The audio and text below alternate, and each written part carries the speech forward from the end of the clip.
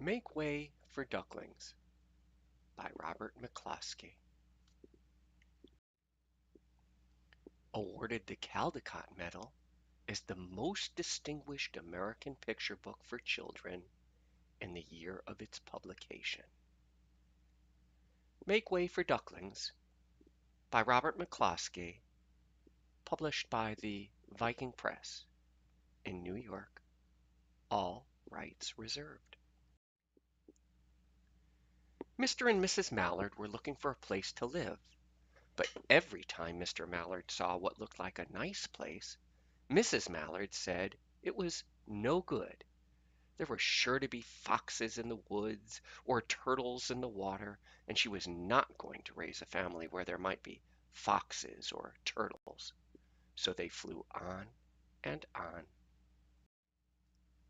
When they got to Boston, they felt too tired to fly any further. There was a nice pond in the public garden with a little island on it. The very place to spend the night, quacked Mr. Mallard.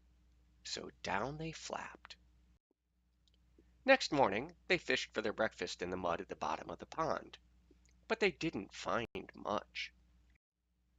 Just as they were getting ready to start on their way, a strange, enormous bird came by. It was pushing a boat full of people, and there was a man sitting on its back. "Good morning," quacked Mr. Mallard, being polite.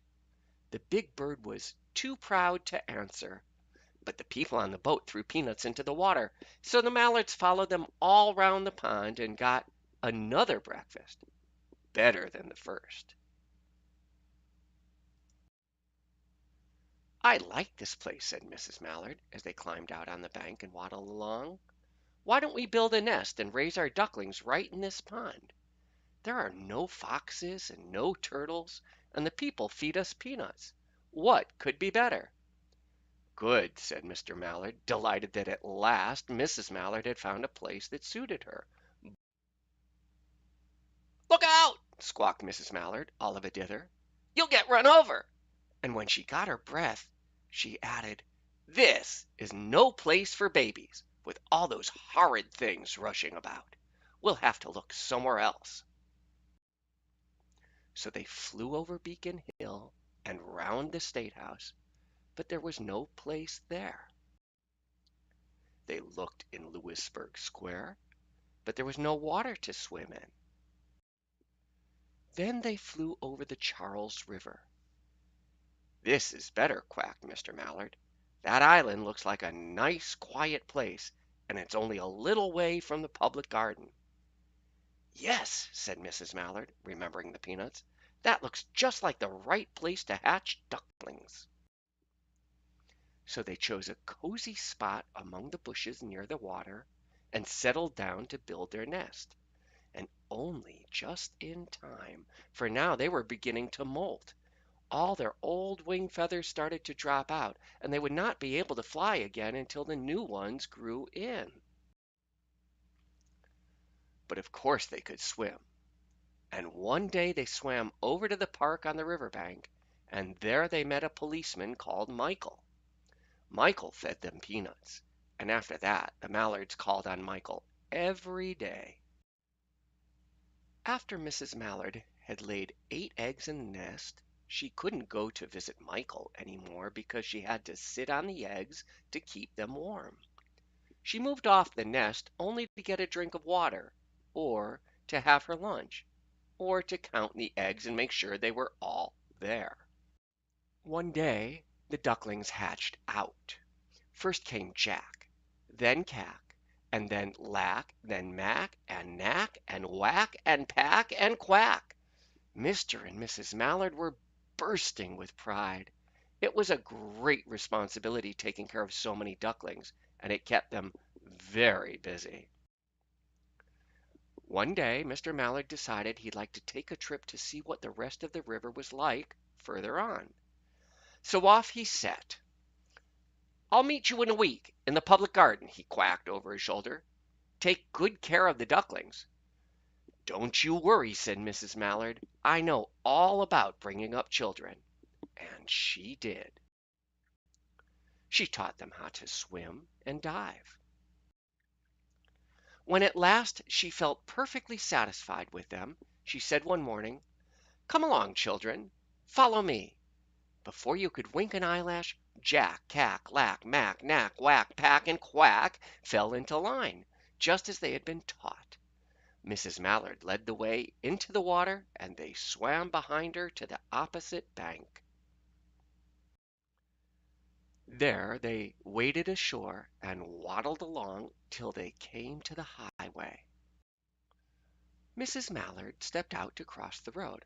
"Honk, honk!" went the horns on the speeding cars. "Quack!" went Mrs. Mallard as she tumbled back again. "Quack, quack, quack, quack!" went Jack, Cack, Lack, Mack, Knack, Whack, Pack, and Quack, just as loud as their little quackers could quack. The cars kept speeding by and honking, and Mrs. Mallard and the ducklings kept right on quack, quack, quacking.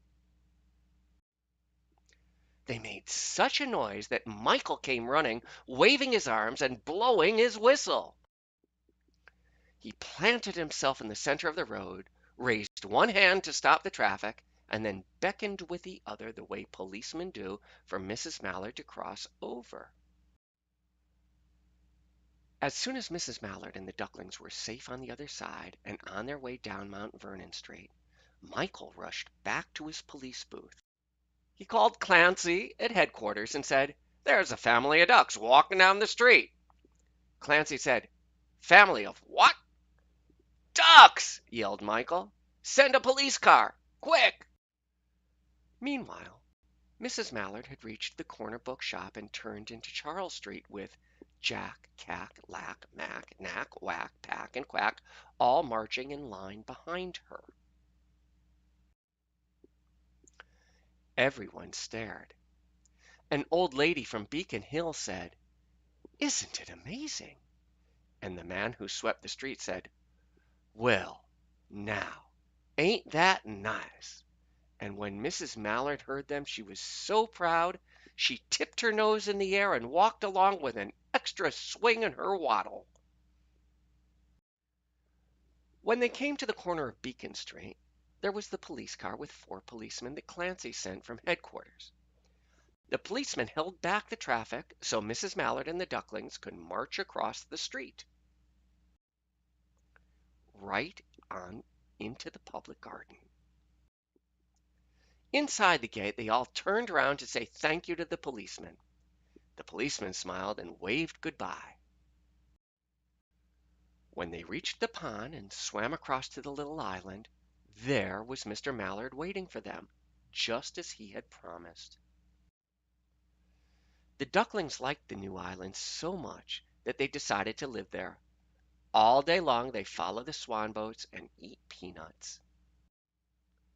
And when night falls, they swim to their little island and go to sleep. The end.